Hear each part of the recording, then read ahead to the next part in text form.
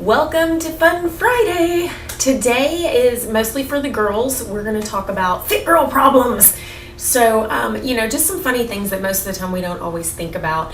And so some of the things that I wanted to tell you, just because, oh, hey, look, see, one fit girl problem is your dog walks in while you're trying to make a video. Gosh, how embarrassing. One of the things that fit girls have to deal with is laundry. All the time. Seriously. Loads of it. Like loads of sweaty, icky laundry. And it's gross. And so it's just, yeah. So the laundry never ends, but that's totally okay because you're getting hot and whatnot. So it's all good. Just, make sure that you've got your baking soda to throw in there to make sure that the smell stays down.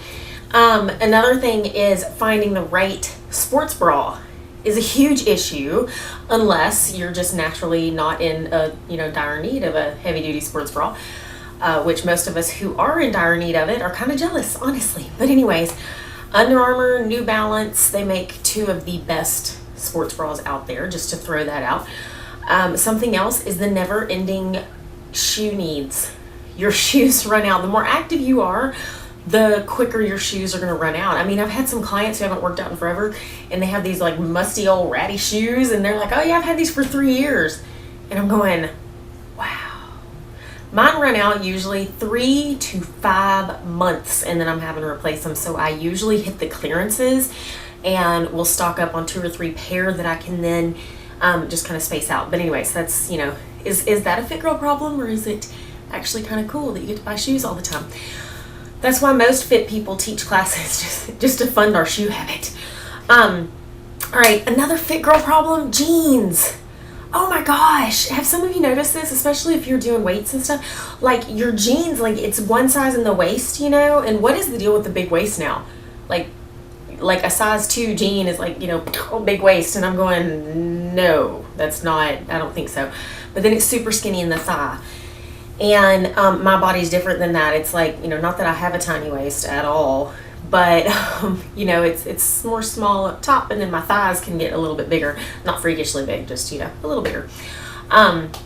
So that's, finding the right fit for your jeans can be a problem. And there's a lot of fit girls that have to have their jeans tailored. So they buy them for their thighs because you don't want the seaming on the edge of your jeans to look like the Hulk is trying to rip out, okay, every time you go to walk or sit down or whatever. That's just not cool.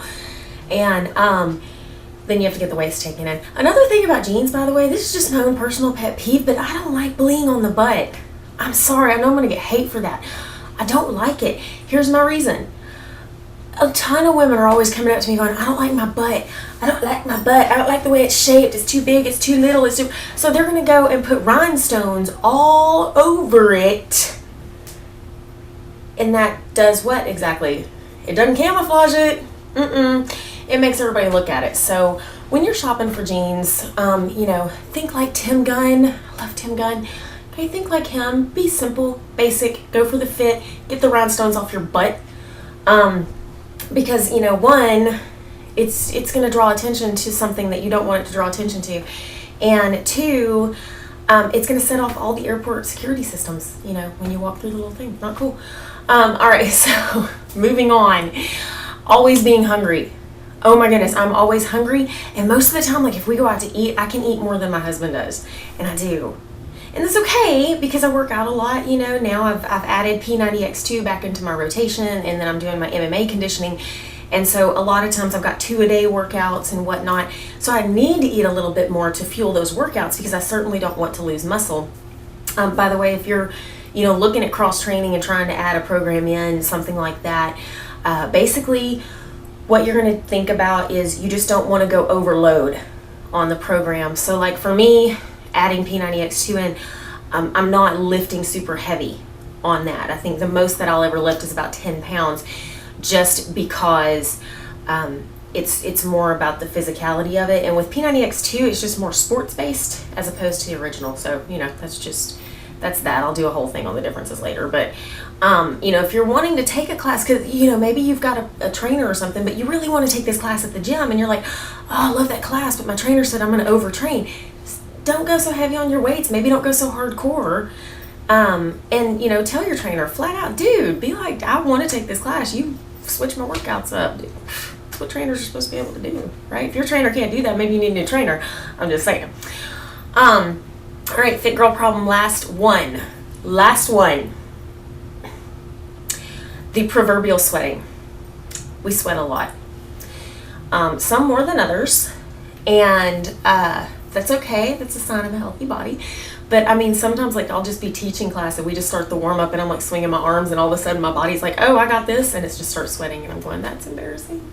But anyways, it's a sign of a healthy body. So you know what? Drink your 1.5 gallons of water a day. Embrace your sweat. Embrace your thighs. Embrace everything that makes you up. And have a fun Friday. I'll see you next week.